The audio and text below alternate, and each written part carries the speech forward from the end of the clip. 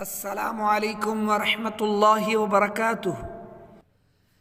المطالعۃ العربیۃ الدرس الاول۔ پہلا سبق پڑھیں گے اس بک کا۔ اللہ یأمرنا ان نتحلی بالاخلاق الحسنۃ۔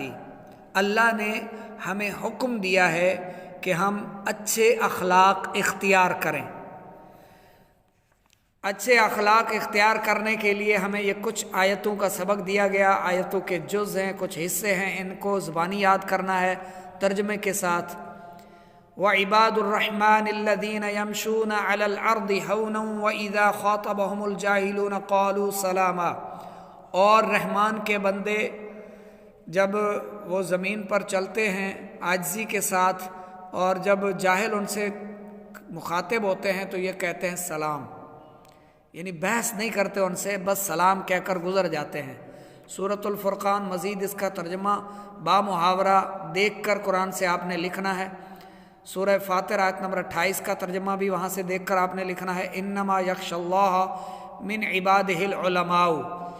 بے شک اللہ سے وہی ڈرتے ہیں اللہ کے بندوں میں سے جو علماء ہیں، جاننے والے ہیں، جو علم رکھتے ہیں۔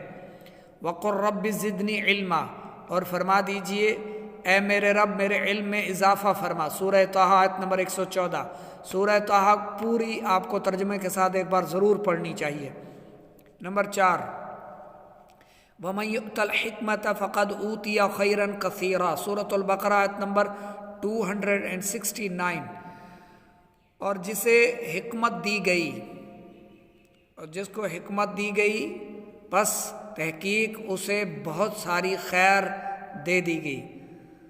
اس کا با محاورہ آپ نے قرآن پاک سے ترجمہ لکھنا ہے۔ خیر کثیر اسے دی گئی جسے حکمت دی گئی۔ ان الذین آمنوا وعملوا الصالحات ان لا نضیع اجر من احسن عملا۔ سورہ کہف آیت نمبر 30۔ ہر جمعرات اور جمعہ کے دن جو سورہ کہف کی تلاوت کرے انشاءاللہ پورا ہفتہ وہ فتنے اور فساد سے امن میں رہے گا انشاءاللہ۔ بے شک جو لوگ ایمان لائے اور اچھے عمل کیے ان کا اجر ضائع نہیں کیا جاتا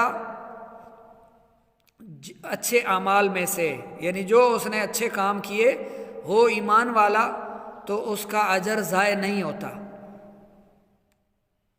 یہ با محاورہ ترجمہ آپ نے لکھنا ہے۔ وَأَوْفُوا بِالْعَهْدِ إِنَّ الْعَهْدَ كَانَ مَسْئُولًا۔ وعدہ پورا کرو، بے شک عہد سے متعلق عہد پورا کرو، بے شک عہد سے متعلق سوال ہونا ہے۔ سورہ بنی اسرائیل آیت نمبر 34۔ ان اللہ یأمرکم ان تؤدوا الامانات الی اہلہا۔ سورۃ النساء آیت نمبر 58۔ بے شک اللہ تمہیں حکم دیتا ہے جن کی امانتیں ہیں انہیں لوٹا دو، جو امانتوں کے اہل ہیں جن کی امانتیں ہیں انہیں واپس کر دو۔ ان الذین، نمبر 8، ان الذین قالوا ربنا اللہ ثم استقاموا فلا خوف علیہم ولا هم یحزنون۔ بے شک جو لوگ کہتے ہیں اللہ ہمارا رب ہے پھر اس پر قائم رہتے ہیں تو ان کے لیے نہ کوئی خوف ہے نہ کوئی غم۔ یعنی خوف ایک ڈر کا نام ہے، یعنی بندہ کوئی خطا کرتا ہے اسے ڈر رہتا ہے میرے ساتھ اب کیا ہوگا۔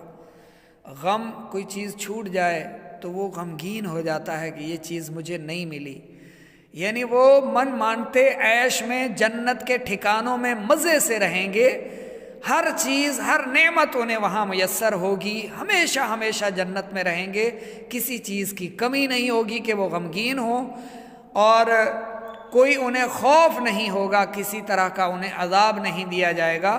جو لوگ کہتے ہیں کہ اللہ ہمارا رب ہے اور پھر وہ اس پر استقامت کے ساتھ قائم بھی رہتے ہیں۔